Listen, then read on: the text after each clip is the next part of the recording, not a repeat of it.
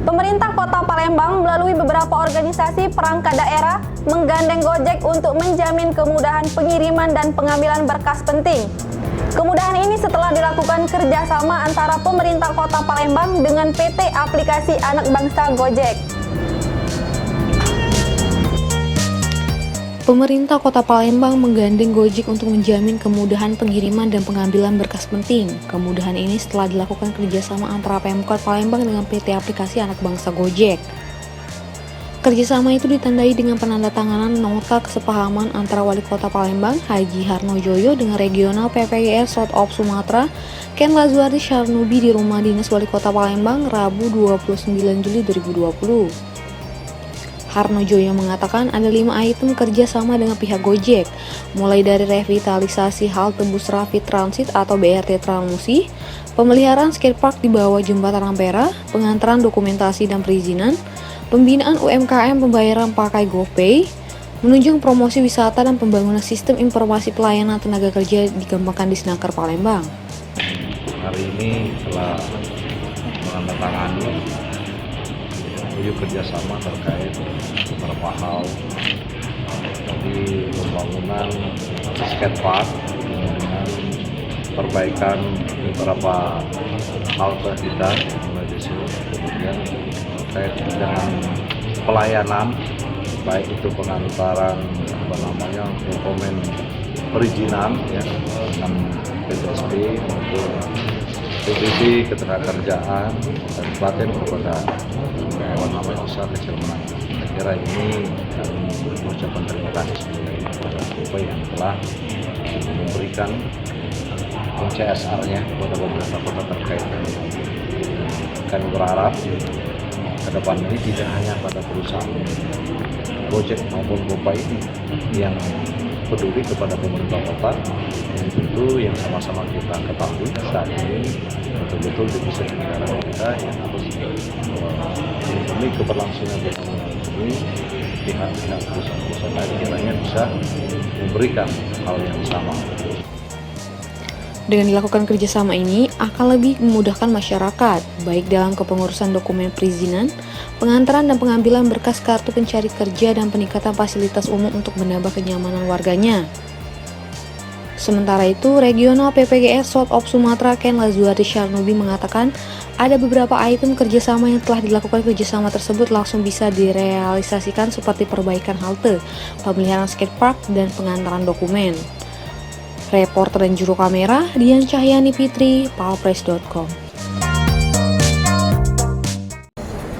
Peringatan Hari Bakti TNI Angkatan Udara ke-73 dilaksanakan secara sederhana. Kondisi serupa juga terlihat di jajaran Pangkalan Udara Sri Mulyono Herlambang, Palembang, Rabu 29 Juli 2020. Namun demikian, peringatan Hari Bakti TNI Angkatan Udara ke-73 ini dimaknai dengan memperkuat ketahanan pangan. Peringatan Hari Bakti TNI Angkatan Udara ke-73 dilaksanakan secara sederhana, termasuk di jajaran Pangkalan Udara Sri Mulyono Herlambang, Palembang, Rabu 29 Juli 2020. Meski demikian, peringatan Hari Bakti TNI AU ke-73 itu tetap dimaknai dengan memperkuat ketahanan pangan. Penguatan ketahanan pangan sendiri ditandai dengan penanaman pohon serentak di seluruh Indonesia. Di wilayah Lanut SMA Palembang, penanaman pohon secara simbolis langsung dilakukan oleh Komandan Lanut SMA Palembang, Kolonel Penerbang Firman Wirayuda ST. Tahun 2020 ini, Bakti TNI Angkatan Udara di seluruh Indonesia, demikian juga di Lanut Sri Mulyono Herlambang, kita memberikan bantuan pelayanan kepada masyarakat. Kita membuat satgas untuk penerapan disiplin. Kita membantu rekan-rekan dari Polri, dari gugus tugas. Kita terlibat di seluruh kegiatan. Demikian juga Dharma Bakti kepada masyarakat dengan kita memberikan bantuan pelayanan kesehatan, dengan kita membantu mensosialisasikan, juga kita mengamankan penertiban penerapan kedisiplinan di bandara. Demikian juga bakti kita kepada masyarakat sekitar, yaitu kita dengan memberikan bantuan sembako dan lain sebagainya. Demikian juga dari Panglima Koopsa 1, kita juga memberikan penanaman pohon, kita menyiapkan ketahanan pangan. Nah, ini semua adalah untuk Dharma Bakti kita. Lebih nyata karena memang disinilah apa yang diamanatkan oleh Kepala Staf Angkatan Udara, bahwa kita harus berbagi, berbagi kepada masyarakat, kita berempati, memberikan bantuan baik secara langsung maupun tidak langsung. Menurut Dan Lanut, penanaman pohon ini sudah dilaksanakan sejak awal pandemi COVID-19 Maret lalu. Ada banyak pohon yang sudah ditanam seperti sukun, pisang, ketela, hingga jagung. Selain penanaman pohon, sambung Dan Lanut, jajaran Pangkalan Udara SMH Palembang juga sudah menyelenggarakan berbagai kegiatan, mulai dari donor darah, ziarah, bakti sosial seperti pembagian sembako, serta upacara dan terakhir penanaman pohon sukun. Reporter dan juru kamera Trisno Rusli, palpress.com. Meski kondisi pandemi COVID-19 melanda Indonesia, rupanya tidak berdampak pada penjualan hewan kurban. Pemesanan hewan kurban di daerah Teladan, Kecamatan Sekayu, Kabupaten Musi Banyuasin tetap meningkat cukup signifikan. Hingga Min-1 Hari Raya Idul Adha 1441 Hijriah, pemesanan sapi sudah mencapai 70 ekor. Kondisi pandemi COVID-19 yang melanda Indonesia tidak berdampak cukup parah bagi animo masyarakat dalam berkurban. Hal tersebut terlihat dari jumlah pemesanan hewan kurban sapi maupun kambing yang ada di daerah Teladan, Kecamatan Sekayu, Musi Banyuasin. Penjual hewan kurban Haji Herman Munir mengatakan daya beli masyarakat selama pandemi COVID-19 tidak berpengaruh besar terhadap penjualan hewan kurban. Hingga saat ini, sapi yang terjual sudah mendekati angka 70 ekor dibandingkan tahun lalu mencapai 80 ekor. Jumlah hewan kurban yang masih ada hanya 10 ekor sapi. Sedangkan penjualan kambing juga mengalami peningkatan cukup signifikan. Saat ini kambing yang sudah terjual mencapai 130 ekor dibandingkan tahun lalu hanya terjual 100 ekor. Sementara itu, Kepala Dinas Tanaman Pangan, Hortikultura dan Peternakan Muba, Insinyur A. Tamrin mengatakan pemeriksaan hewan kurban tahun ini dilakukan di 2 tempat.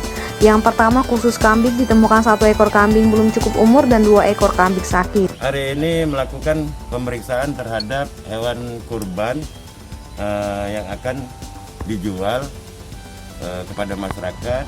Ada 2 titik yang kita kunjungi, yaitu tadi khusus untuk kambing dan di sini sapi dan kambing. Alhamdulillah dari hasil pemeriksaan semuanya clear, karena yang kita periksa sesuai dengan aturan yang berlaku itu masalah kesehatan dan umur untuk hewan kurban tersebut. Alhamdulillah tadi ada kambing yang 1 kambing yang belum layak di segi umur dan ada yang 2 sakit, sudah kita perintahkan untuk tidak dijualkan. Reporter dan juru kamera Firdaus, palpress.com. Berita terakhir Sumsel 24 jam hari ini. Saat hendak membeli mie instan, remaja berinisial PP 15 tahun warga Jalan Sultan Mansur, Lorong Kemang, Kecamatan Ilir Barat 2, Palembang, dianiaya oleh Rizky yang tak lain tetangganya sendiri, Senin 27 Juli 2020. Meski berusaha melawan, PP tetap mengalami luka robek akibat sabetan senjata tajam. Berikut liputannya. Saat hendak membeli mie instan, PP, seorang remaja warga Jalan Sultan Mansur, Lorong Kemang, Kecamatan Ilir Barat 2, Palembang, Senin 27 Juli 2020, dianiaya oleh Rizky, tetangganya sendiri yang diduga dalam kondisi mabuk. Walau kalah tenaga, korban berusaha melawan, bahkan hingga sempat berkulah dengan tersangka yang diduga membawa senjata tajam tersebut. Dalam peristiwa itu, remaja ini mengalami luka robek akibat sabetan senjata tajam dan memar akibat pukulan tersangka. Tak sedang dengan kejadian itu, Nur Hayati melaporkan penganiayaan yang dialami oleh anaknya ke SPKT Polrestabes Palembang. Teman ini banyak ini ngomong dengan aku disiksa no. Ada kata salah gitu. Nah dia ini minta duit di aku dan saya juga tidur. Dan ngasih lapar tadi aku nih galak semayang pagi pak. Mak minta duit aku ini. Nah aku jual lah 5.000. Nah tahu-tahu dia balik pak. Mak begini aku disiksa tangan tu berdarah mak. Diapakan oleh pelaku? Tujuh pelaku? Enggak tahu apa. Penelading dia begini. Berbulan niat anak tu digotongnya, sisiksonya. Kepada penyidik, Nur Hayati meminta agar tersangka dapat ditangkap dan bertanggung jawab atas perbuatan yang dia lakukan. Reporter dan juru kamera Kurniawan, palpress.com. Demikianlah berita Sumsel 24 jam hari ini. Saya Sri Devi, sampai jumpa.